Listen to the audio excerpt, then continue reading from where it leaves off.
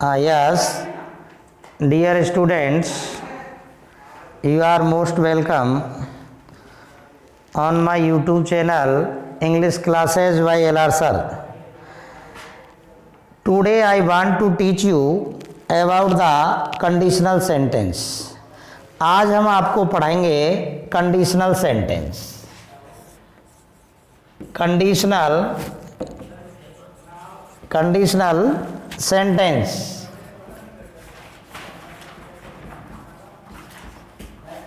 देखिए, यह टॉपिक आपके लिए आपकी परीक्षा में सीधा सीधा पूछा जाता है. कंडीशनल सेंटेंस का टॉपिक, इसका question as a correct form of the verb की तरह आता है.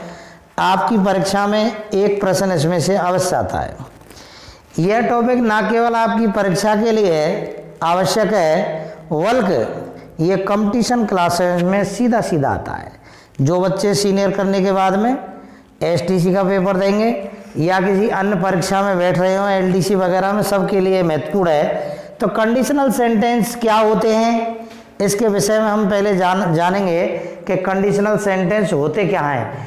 तो प्रिय विद्यार्थियों, कंडीशनल सेंटेंस का अर्थ होता है शर्त वाले वाक्य. शर्त वाले वाक्य. शर्त वाले वाक्य, इसमें दो उपवाक्य होते हैं. इसमें दो उपवाक्य होते हैं.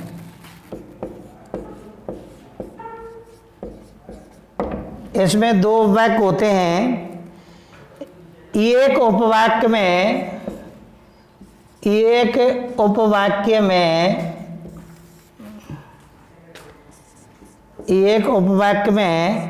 शर्त लगाई जाती है. एक उपवाक्य में शर्त लगाई जाती है जो प्राय इफ से शुरू होती है. इफ से शुरू होती है एवं दूसरे उपवाक्य में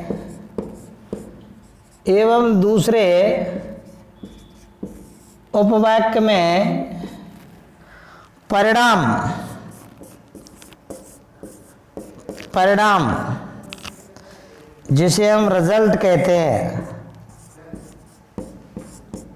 परिणाम दिया जाता है.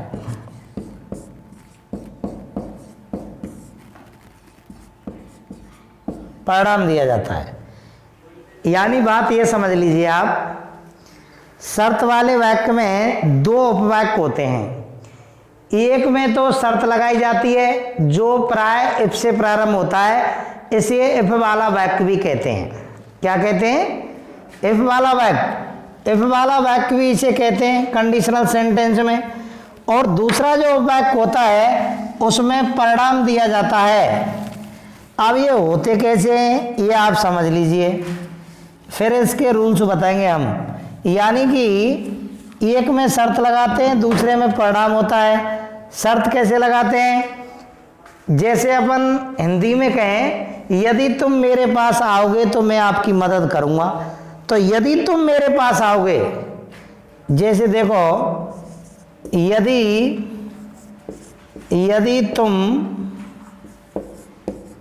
तुम मेरे पास आओगे,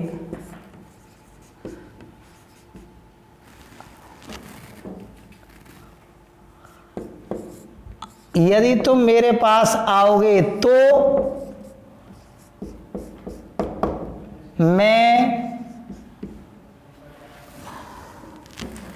मैं तुम्हारी मदद करूंगा.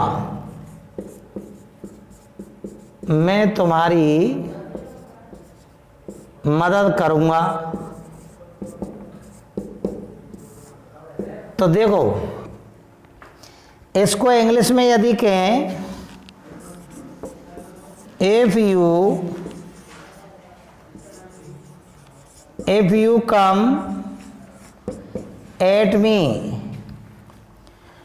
कॉमा आई विल, या सेल लगा सकते हैं फ्यूचर में, आई सेल हेल्प यू। तो देखिए बच्चों, पहले समझ लो इसको, है ना, पहले इसको समझ लीजिए कि क्या कहना चाहते हैं हम, समझ लो। यहां सबसे पहले आवश्यकता है, देखिए कि कंडीशनल सेंटेंस कैसा होता है।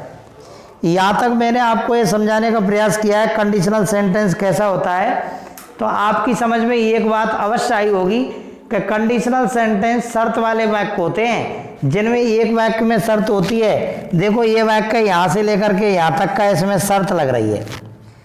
If you come at me, ये शर्त है, यदि तुम मेरे पास आओगे।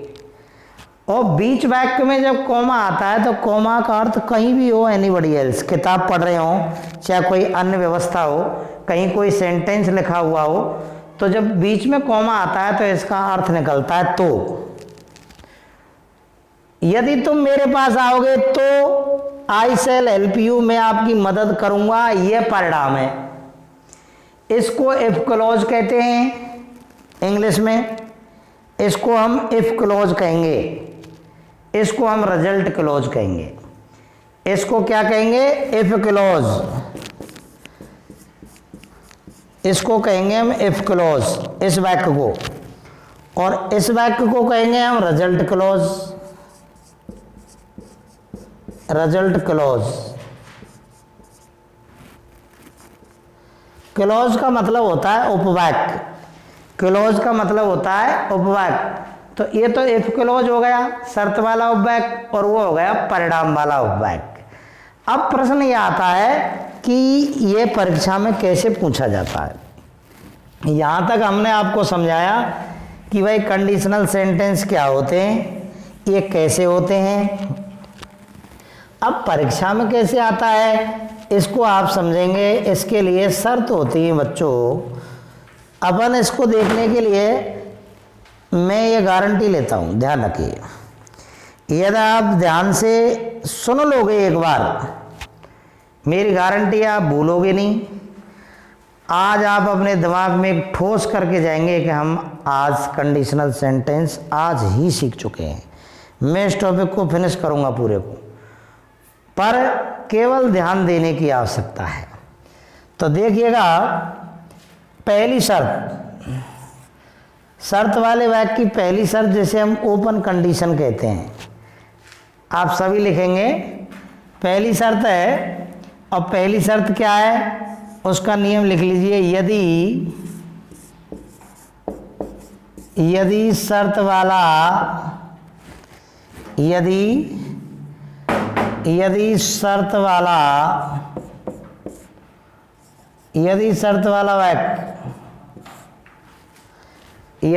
वाला वाक्य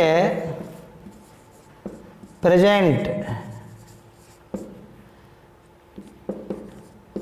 यदि शर्त वाला वाक्य प्रेजेंट इंडेफिनिट टेंस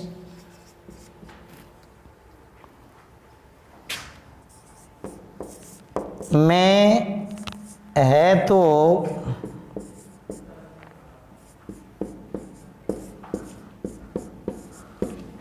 परिणाम वाले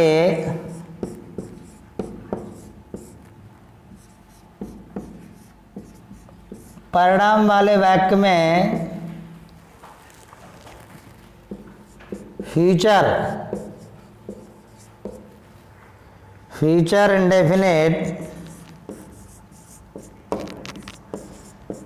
इंडेफिनिट टेंस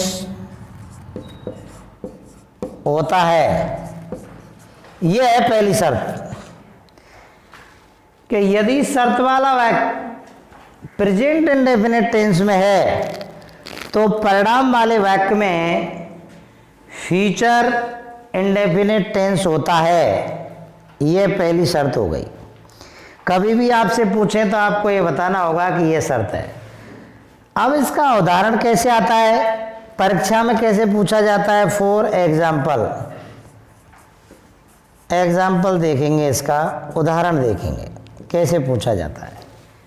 इसका उदाहरण पूछा जाता है, देखिए दो वाक्य होते हैं। प्रिय विद्यार्थियों, दोनों वाक्यों में से किसी भी एक वाक्य में खाली जगह देगा वो, या तो शर्त वाले वाक्य में खाली जगह दे सकता है या परिणाम वाले वाक्य में खाली जगह देगा। एक वाक्य में खाली जगह देगा वो, एक भरा देगा, एक में खाली जगह देगा। समझिए, माना कि वह शर्त वाले वाक्य को प्रेजेंट इंडेफिनिट टेंस में दे देता है और परिणाम वाला वाक्य खाली रहता है। कैसा रहता है? खाली। तो परिणाम वाले में तुम क्या भरेंगे? Future indefinite tense, future indefinite भरेंगे। और यदि वो शर्त वाले को खाली दे दे और परिणाम वाले में फ्यूचर इंडेफिनिट दे दे तो खाली वाले में प्रेजेंट इंडेफिनिट भरेंगे। अब ये कन्फर्म नहीं है, ये जरूरी नहीं है, उसके ऊपर डिपेंड करता है को शर्त वाले खाली दे कि परिणाम वाले खाली दे। नियम यही है। एग्जाम्पल देखिए,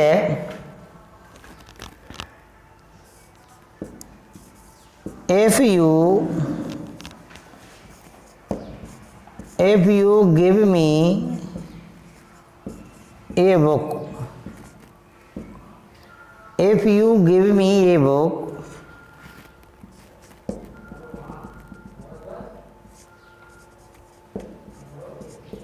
I खाली जगह है, give you ये पेन। देखो भाई, यस, यहां हम देख रहे हैं इस जगह पर, यानी ये शर्त वाला वाक्य तो इसने भरा हुआ दे दिया, शर्त वाला वाक्य भरा हुआ है हमारा और परिणाम वाला वाक्य खाली है। तो शर्त वाले वाक्य में हमको ये पहचानना पड़ेगा कौन सा टेंस है। इफ यू गिव मी, तो गिव आ रही है। टेंस आप सभी जानते हैं, हमेशा ध्यान रखिए। आदमी को कैसे पहचानते हैं? आदमी को पहचानते हैं उसके चेहरे से। भाई शकल से ही तो पहचानेंगे आदमी है। कभी कभी औरत घूंघट में होती है तो घूंघट उगार के देखते हैं, अरे कौन सी है बटू। ठीक उसी प्रकार जब हम टेंस को पहचानेंगे वाक्य में, टेंस कैसे पहचाने? टेंस की पहचान के लिए जरूरी होता है सहायक क्रिया और मुख्य क्रिया से टेंस पहचाना जाता है। अब इसमें सहायक क्रिया तो कोई है नहीं, मुख्य क्रिया है क्या? गिव, और ये फर्स्ट फॉर्म है मुख्य क्रिया की। तो केवल फर्स्ट फॉर्म यदि किसी टेंस में हो तो वहाँ प्रेजेंट इंडेफिनिट टेंस होता है, केवल फर्स्ट फॉर्म।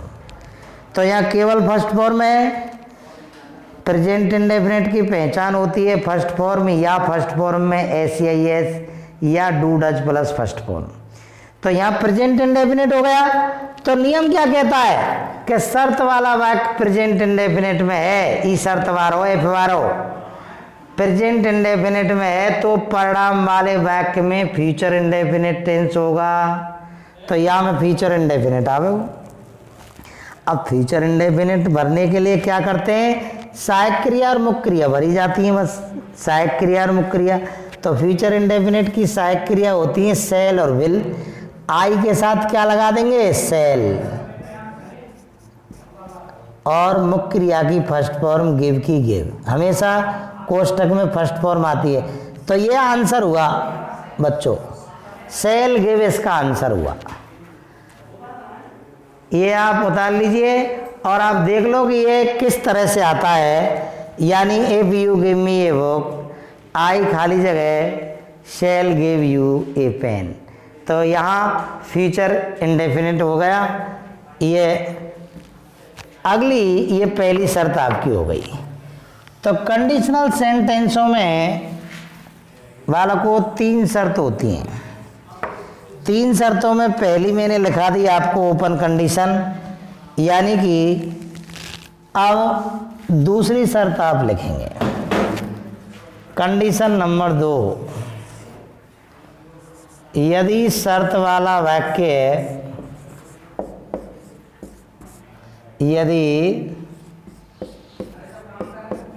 यदि शर्त वाला वाक्य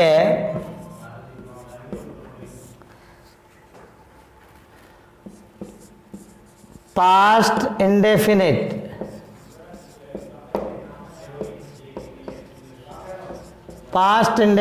टेंस, पास्ट इंडेफिनिट टेंस में है तो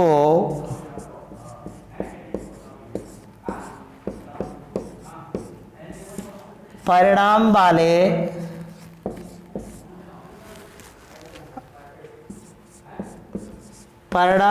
वाक्य में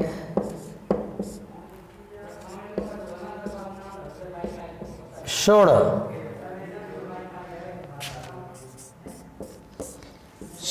या वुड प्लस फर्स्ट फॉर्म,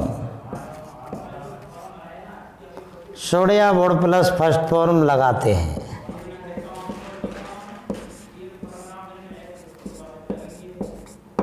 ये ऐसा यदि शर्त वाला वाक्य पास्ट इंडेफिनिट टेंस में है तो परिणाम वाले वाक्य में शुड या वुड प्लस फर्स्ट फॉर्म लगाते हैं। ये नियम है। अब इस नियम का उदाहरण देखिएगा।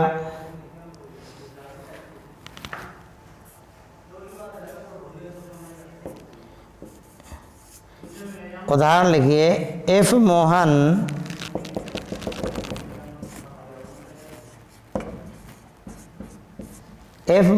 खाली जगह कोष्टक में गिव मी एन एप्पल,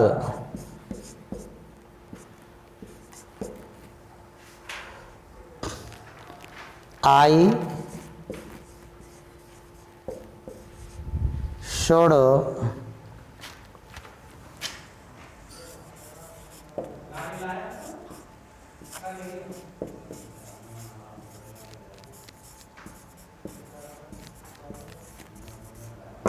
देखिए, ये उदाहरण आया पेपर में, इस तरह से आएगा। इफ मोहन खाली जगह कोष्टक में give me an apple, I should give him a banana. Yes, यहाँ आप देखोगे कि भाई शर्त वाले में तो खाली जगह दे दी यहाँ, और परिणाम वाले वाक्य में शुड गिव दी है। तो यहाँ शर्त नंबर कौन सी हुई? दूसरी है गई कि शुड या would plus first form, should या वुड प्लस फर्स्ट फॉर्म। तो शुड प्लस फर्स्ट फॉर्म आ गई, ये तो रही शुड और ये रही फर्स्ट फॉर्म। तो शुड प्लस फर्स्ट फॉर्म है परिणाम वाले में, तो उल्टो कर लो या को उल्टो। शुड प्लस फर्स्ट फॉर्म है परिणाम वाले में, तो शर्त वाले में क्या है वो पास्ट इंडेफिनिट। तो पास्ट इंडेफिनिट आएगा, तो पास्ट इंडेफिनिट को हमें मालूम होनी चाहिए कि पास्ट इंडेफिनिट में क्या होता है। पास्ट इंडेफिनिट टेंस में सेकंड फॉर्म आती है। क्या आती है? Second form. ये पास्ट इंडेफिनिट की बात है। तो सेकंड फॉर्म आएगी, गिव की सेकंड क्या हो जाएगी? गिव। तो यहाँ खाली जगह में आएगी गिव। ये आपका आंसर होगा करेक्ट, गिव। ये आंसर आएगा गिव। फिर पूरा हो गया, if Mohan give me an apple, I should give him a banana. तो गिव एक नंबर तैयार हो जाता है। ऐसा यदि आप सही भर देते हैं तो एक नंबर रेडी आपका। तीसरी एक शर्त और रहती है, उसको भी आपको बताते हैं।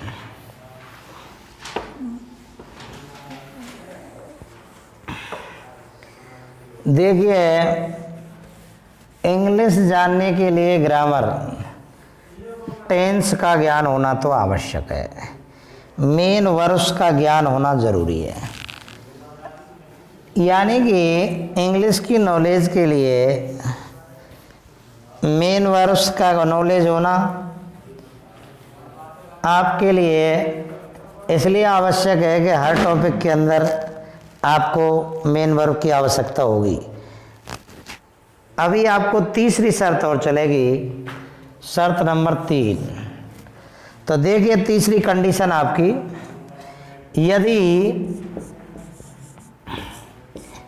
यदि शर्त वाला वाक्य यदि शर्त वाला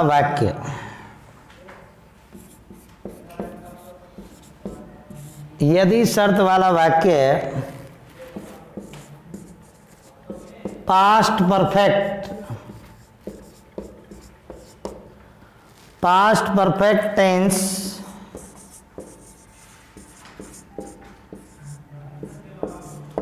परफेक्ट टेंस में है तो परिणाम वाले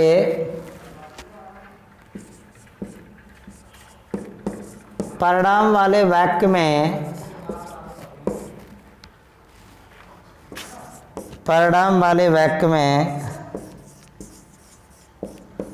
शुड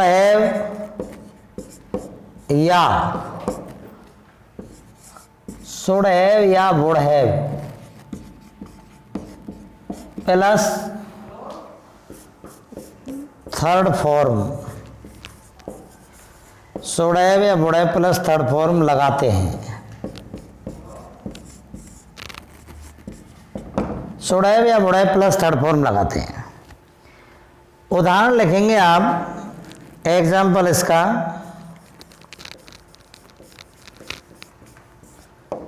एग्जाम्पल लिखिए,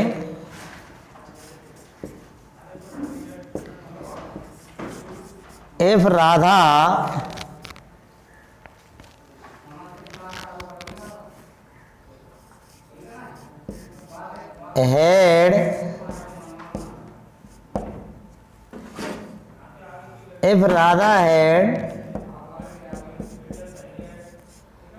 had written me a letter, I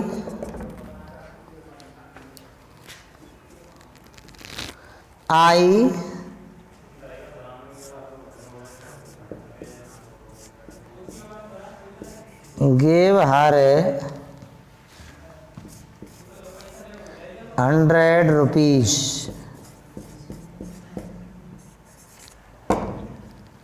देखिए साहब,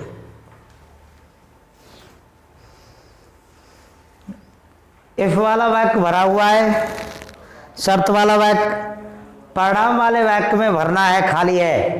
तो शर्त वाला वाक्य हम देखेंगे पहले कि शर्त वाले वाक्य में यहाँ हेड प्लस थर्ड फॉर्म आ रही है, यानी कि पास्ट परफेक्ट टेंस है। पास्ट परफेक्ट है तो परिणाम वाले वाक्य में शुड हैव या would have plus third form. तो यहाँ पर हम लगा देंगे शुड हैव, यहाँ आ जाएगी भरम, यानी कि आप लिख लीजिए शुड हैव गिवन, यह आएगा, शुड हैव गिवन, यह आंसर आएगा, should have given.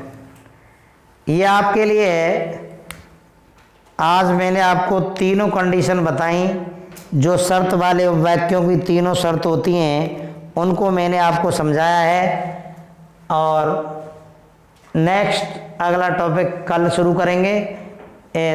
Thank you very much, धन्यवाद।